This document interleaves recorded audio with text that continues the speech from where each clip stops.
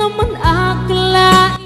Narito na naman tayo upang matunghayan ang nakakakilig at talaga namang napaka-sweet na latest update sa Ruel and Rachel Love Team. Oh, my angel, angel, baby, angel. Mr. Cupido, ako na may tulungan mo. Ikaw nga ba si Mr. Right? Ikaw nga ba love of my life?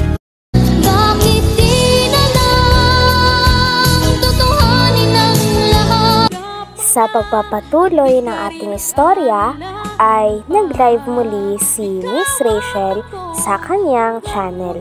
Talagang natuwa nga ang kanyang mga subscribers at fans, pati na rin mga supporters sapagkat kinamusta sila ni Miss Rachel sa kanyang live. Grabe, at habang tumatagal ay paganda talaga ng paganda si Miss Rachel. Napaka-blooming nga ni Miss Rachel sa live niyang ito. Nagtaka naman ang mga fans niya at ang mga nanonood kung ano ang malapit sa mata niya. Sabi niya naman ay sugat lamang ito. Oh, my angel, angel, baby, angel. Mr. Cupido, ako na may tulungan mo. Ikaw nga ba si Mr. Right? Ikaw nga ba love of my life? Bakit di na lang tutuhanin ang lahat? Oh, my angel, angel, baby, angel. Mr. Cupido, ako na may tulungan mo. Ikaw nga ba si Mr. Right? Ikaw nga ba love of my life? Bakit di na lang tutuhanin ang lahat? Dahil nga nalaman na ng mga viewers na sugat pala ang malapit sa mata ni Miss Rachel, ay marami ding nag-alala at sinabi na ingatan daw ni Miss Rachel ang kanyang mukha at sana gumaling na daw ito kaagad. Sabi naman ni Miss Rachel ay wala lang ito sa kanya sapagkat yung mga sugat naman daw ay malayo naman daw yan sa kanyang atay. Nagpatawa pa si Miss Rachel at sinabi niya na kapag may sugat daw siya ay hindi na masyadong iniintindi sapagkat alam niya naman na gagaling ito kaagad. Oh, my angel, angel, baby, angel. Mr. Cupido, ako na may tulungan mo. Ikaw nga ba si Mr. Right? Ikaw nga ba love of my life? Bakit di na lang tutuhanin ang lahat? Oh, my angel, angel, baby, angel. Mr. Cupido, ako na may tulungan mo. Ikaw nga ba si Mr. Right? Ikaw nga ba love of my life? Bakit di na lang tutuhanin ang lahat? Pagkatapos naman ng kwentuhan ni Miss Rachel at ng kanyang mga fans, ay marami din siya mga shinout out. At maraming message sa kanya ang mga fans niya at mga viewers sa live niyon. At karamihan, ang pinaka-message sa kanya ay mag-iingat siya at huwag niyang pansinin ang mga bashers. Sabi nila ay sana maging mas okay na si Miss Rachel at sana hindi na siya umiyak sa mga bashers.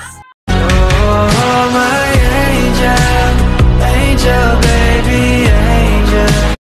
Mr. Cupido, ako na may tulungan mo. Ikaw nga ba si Mr. Right? Ikaw nga ba love of my life?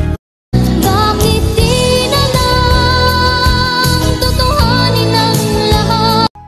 Speaking of bashers, Marami na naman ngang naririnig si Miss Rachel na mga bashers na binabash si Kuya Ruel.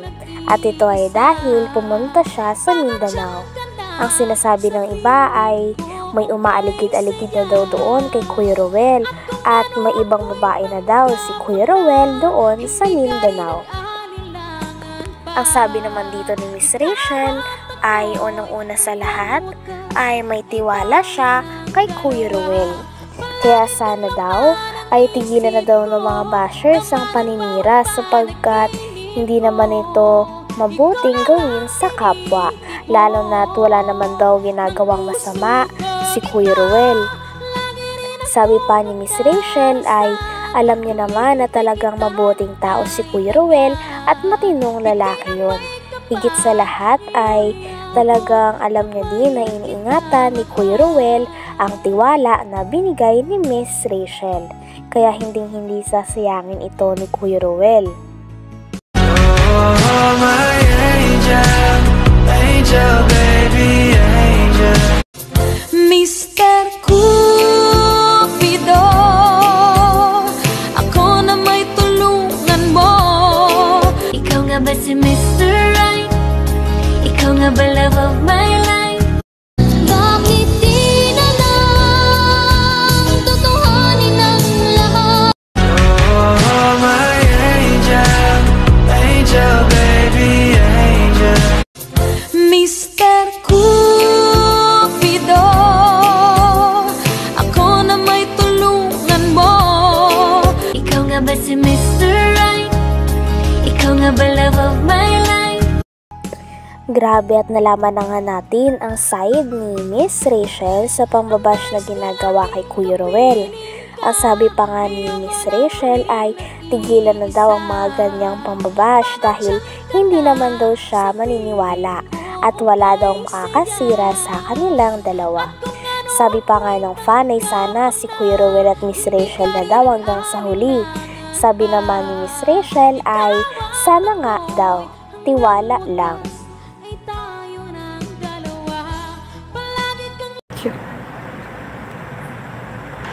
Ay, shoutout po Tita Pia, Tita Trending Pia. Grabe, dinirect message pa ako ni Tita Pia. Salamat po sa patuloy na pagsuporta at syempre po sa pagmamahal. Salamat po Tita Pia. At sa pag-aalala din, kahit na napakasimple lang nito, talagang tinanong niyo pa talaga ako. Salamat po ng masyado. Sa mga nagtatanong po kung about dito, ay napakasimple lang po yan, wala, malayo pa po yan sa bituka. Alam niyo po, pag ako nagkakasugat, binabaliwala ko lang yan kasi iniisip ko gagaling din yan. Tsaka wag niyo po akong alalahanin, okay lang po ako. Sabi ni Tita Lorny TV, ang ganda mo pa rin langga kahit na may sugat ka sa mata. Ayan, salamat po Tita Lorny. Grabe, nabawasan po tayo ng isang hugit. Tsaka lang. Ayun, shout out Langga Rachel, hashtag Team Kapigsa, sabi ni Sir Ronnie. Shout sa lahat ng viewers, sabi ni Sir Kendred. Ayun, salamat po. Kamusta na kayo ni Rowell? Ayun, okay naman po. Nagkausap po kami kanina through video call. Okay lang po kami sa mga nag-aalala po dyan. Okay lang po. Wala po kaming problema ni Rowell. Nag-uusap pa rin po kami. Tsaka sa mga nag-iisip po about sa mga issue na na kumakalat ngayon. Huwag po tayong gumawa ng issue na kasi yung tao po talaga is seryoso. Wala po siyang ginagawang seryoso po siya. Tsaka, nakikita ko naman yun sa kanya. Kaya, wag po tayong mag-alala doon mga ate, kuya. Seryoso po yung tao. Tsaka may isang salita din po. Yan, sabi niya, Benny, Sir Benny, musta lang ga? Ayan. Okay lang po ako. At sa patuloy na pagsuporta. Nauutal tayo. Ay! Hi Langga! Rawalab Malalag, shout out! Sana kayot na talaga ni Rowell magkatuluyan. Sabi ni Sir JJ Hillboy.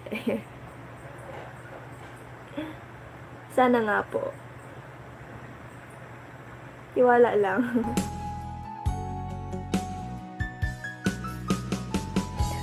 Hanggang dito na lamang muna ang ating nakakakilig at talaga namang napaka-sweet na latest update sa Rowell and Rachel Love Team. Maraming salamat sa inyong panonood. Hanggang sa muli. Bye!